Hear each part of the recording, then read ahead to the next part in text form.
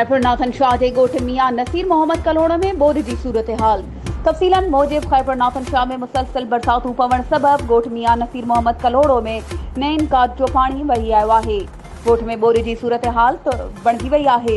सरकारी स्कूल जी बिल्डिंग खे पिण नुक़सान थियो आहे।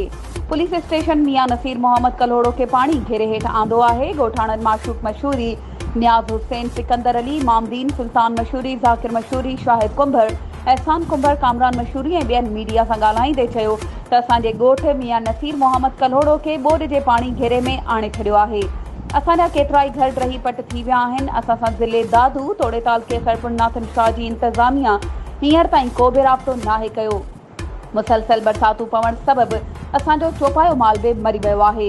ॻोठ जी सरकारी बिल्डिंग्स, स्कूल, थाणे ऐं मुसाफ़िरखाने खे बि ॿोॾ जे पाणी नुक़सान पहुचायो आहे। असां दरगाह मियां नसीर मोहम्मद कलोड़ो जे रोड खे बि नुक़सान थियो आहे।